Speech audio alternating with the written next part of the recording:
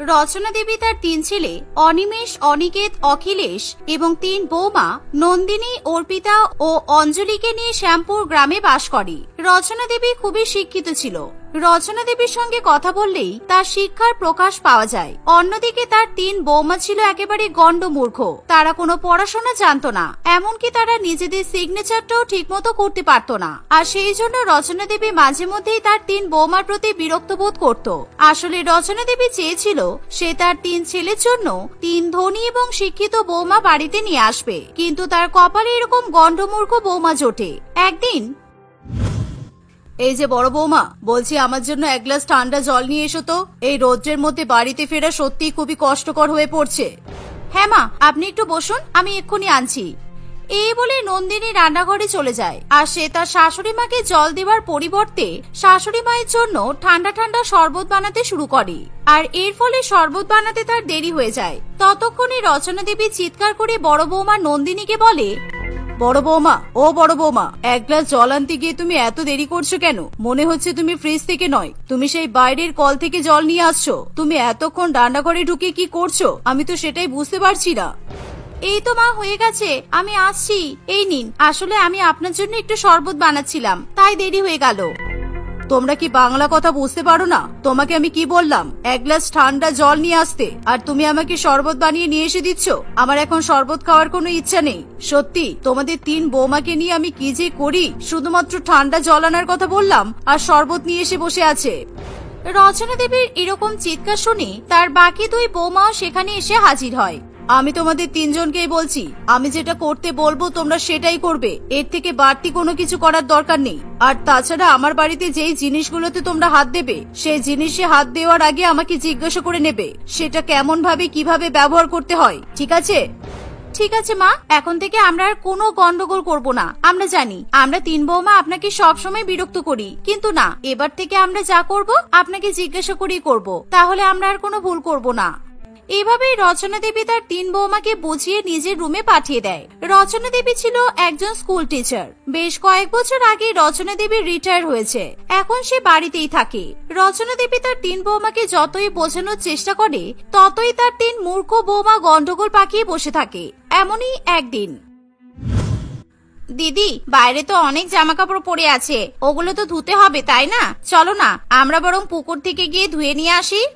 হ্যাঁ, ঠিক বলেছিস, জামা কাপড় ধুয়ে আমরা পুকুর থেকে একেবারে স্নান করে আসবো, চল। এই বলে তারা 3 বৌমা যখনই পুকুরে যাওয়ার জন্য বাড়ি থেকে বেরোবে, তখনই সেখানে তাদের শাশুড়ি মা চলে আসে। কি ব্যাপার, তোমরা এসব জামা কাপড় নিয়ে কোথায় যাচ্ছ? আসলে মা, এই জামা কাপড়গুলো ধুতে হবে তো, নোংরা হয়ে গেছে। আর তাছাড়া আপনার শাড়িও তো আছে, শাড়িগুলো কি টিউব কলে ধোয়া যায় বলুন? তাই আমরা 3 বৌমা পুকুরে যাচ্ছি। আপনার যত শাড়ি আছে ওগুলো খুব ভালো মতো কেচে ধুয়ে পরিষ্কার করে নিয়ে আসবো। হে উপরওয়ালা, আমি কাদেরকে নিয়ে পড়েছি? আচ্ছা, তোমরা আমার বাড়িতে শুধু টিউব কলটাই দেখতে পেলে কেন? আমার বাড়িতে যে শ্যালো বসানো আছে ওটাকে তোমরা দেখতে পেলে না? আর তাছাড়া আমার বাড়িতে মডার্ন বাথরুম, মডার্ন কিচেন সব আছে, যাবতীয় সব কিছু আছে। তা সত্ত্বেও তোমরা পুকুরে জামা কাপড় ধুতে যাচ্ছ।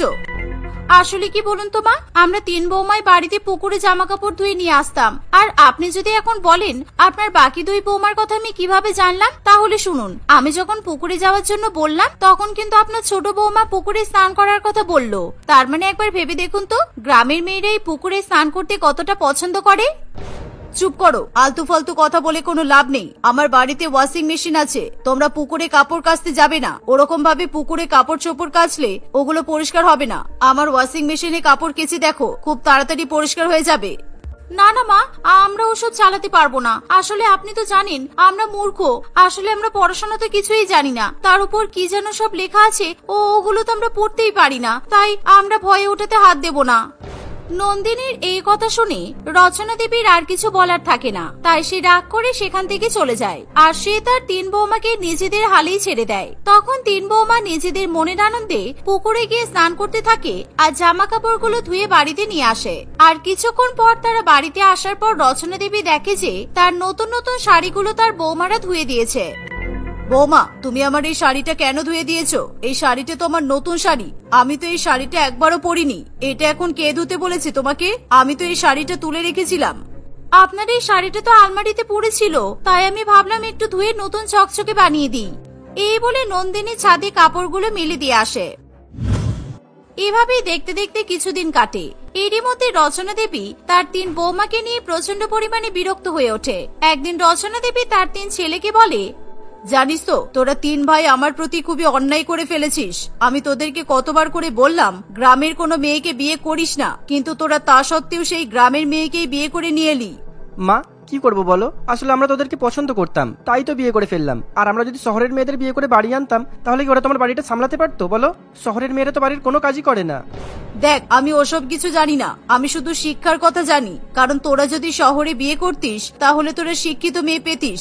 আর এই গ্রামের মূর্খ মেয়েগুলো আমার তো মাথা খারাপ করে দিচ্ছে। আমার বাড়িতে যাবতীয় জিনিসপত্র আছে, তা সত্ত্বেও ওরা কোনো কিছু ব্যবহার করতে জানে না। আবার মাঝে মাঝে আমি যা বলি ঠিক তার উল্টোটাই করে বসে। আমি তো মাঝে মাঝে বুঝে উঠতে পারি না এই 3 বৌমাকে নিয়ে আমি সামলাবো কিভাবে।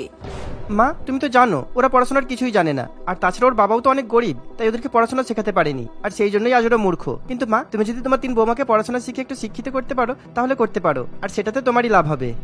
তুই একটা খুব ভালো বুদ্ধি দিয়েছিস, তুই ঠিকই বলেছিস। জানিস তো এবার থেকে আমি আমার 3 বৌমাকে পড়াশোনা শেখাবো। আর তাছাড়া আমি তো একজন শিক্ষিকা ছিলাম, আমি খুব ভালো করে পড়াশোনা শেখাতে পারবো। রচনা দেবী এভাবেই তার 3 ছেলের বুদ্ধি কাজে লাগাবে বলে ঠিক করে।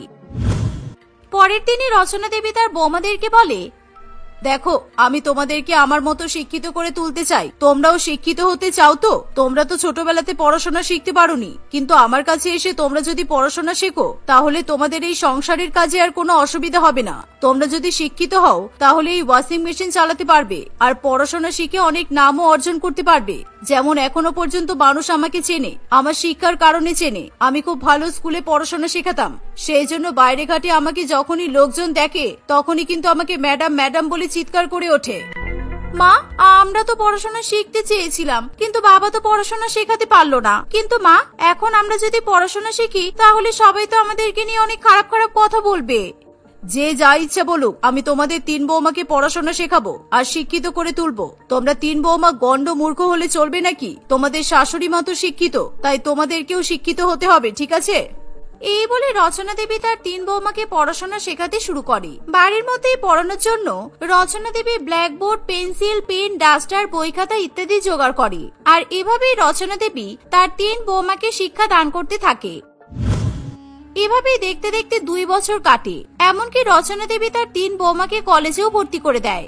রচনা দেবীর বেশ গণ্যমান্য ব্যক্তিদের সঙ্গে পরিচয় থাকায় সে তার 3 বৌমাকে কলেজে ভর্তি করতে পারে। আর সেদিন থেকেই রচনা দেবীর 3 বৌমা কলেজে পড়াশোনা করতে থাকে। একদিন নন্দিনী তার শাশুড়ি মাকে বলে, মা, আপনাকে অনেক অনেক ধন্যবাদ। আজকে আপনি শিক্ষিত ছিলেন বলে আমাদেরকেও শিক্ষিত করে তুলতে পারছেন, আর আজকে আমি কলেজে যেতে পারছি। জানেন তো আমার খুব ইচ্ছে ছিল আমি পড়াশোনা শিখবো, কলেজে যাব, কিন্তু সেই ইচ্ছাটা আমার পূরণ হয়নি। তাই আমি ভেবেছিলাম হয়তো আমার ইচ্ছেটা এরকম অপূর্ণই থেকে যাবে। হ্যাঁ মা, নন্দিনী দিদি একদম কিন্তু ঠিক বলছে। আমিও তো এটাই ভেবেছিলাম, কিন্তু আজকে শুধুমাত্র আপনার জন্য আমরা আমাদের স্বপ্নটা আবার পূরণ করতে পারছি। আপনাকে অনেক ধন্যবাদ। আর আপনার জন্যই আমাদের 3 বৌমাকে কলেজে সবাই চিনে গেছে। আর মা জানেন, আপনাকে তো একটা কথা বলতেই ভুলে গেছি। প্রিন্সিপাল আমাদেরকে বলেছে আমরা খুব ভালো একটা অফিসে চাকরি পেতে পারি। ওখানে আমাদের 3 বৌমাকে ইন্টারভিউ দিতে হবে। কিন্তু মা, আমরা না খুবই নার্ভাস, আমাদের খুব ভয় করছে। সত্যি? তার মানে তোমরাও আমার 3 ছেলের মতো চাকরি করতে পারবে এবার? আমি তো ভাবতেই পারিনি আমি তোমাদেরকে এতটা শিক্ষিত করে তুলতে পারবো।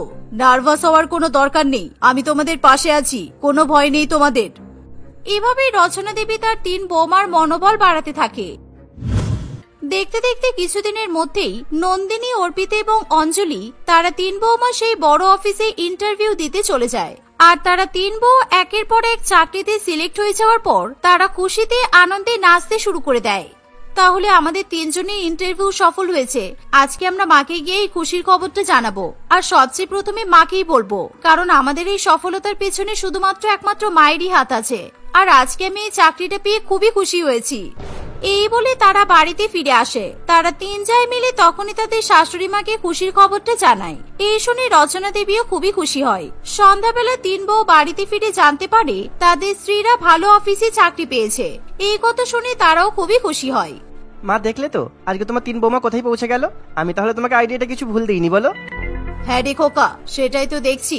তুই বললি বলে আমি বৌমাদেরকে পড়াশোনা শেখাতে শুরু করলাম, আর আজকে আমার বৌমারা কোথায় পৌঁছে গেছে দেখেছিস? আমি তো তোদের 3 ভাইয়ের মতো বাকি 3 বৌমাকেও যে শিক্ষিত করতে পেরেছি, এটাই আমার সৌভাগ্য। তাহলে মা, আমরা তো কাজে চলে যাব। এই বাড়িতে আপনি তো একা হয়ে যাবেন, আর তাছাড়া এই বাড়ির কাজকর্ম কে করবে? না না মা, আমরা চাকরি করতে পারবো না। আমরা সবাই যদি চাকরি করতে যাই তাহলে এই বাড়ির দেখাশোনা কে করবে? আর আপনার দেখাশোনা কে করবে? আপনার তো বয়স হয়েছে। ওসব নিয়ে কোনো চিন্তা ভাবনা করো না। তোমরা 3 বৌমা চাকরি পেয়েছো, আর তোমরা চাকরিতে জয়েন করবে। বাড়ির কাজের জন্য আমি কাজের মেয়ে রেখে দেবো, আর তাছাড়া আমি কাজের মেয়ে দেখেও ফেলেছি। ওই কাজের মেয়েটা কাল থেকে আমাদের বাড়িতে আসবে। তোমাদেরকে তাই আর সংসার নিয়ে ভাবনা চিন্তা করতে হবে না। এই শুনে রচনা দেবীর 3 বৌমা প্রচন্ড পরিমাণে খুশি হয়, আর রচনা দেবীও তার 3 বৌমাকে নিয়ে মনে মনে গর্ব করতে থাকে। এভাবেই তারা সকলে মিলে হাসি খুশিতে দিন কাটাতে থাকে।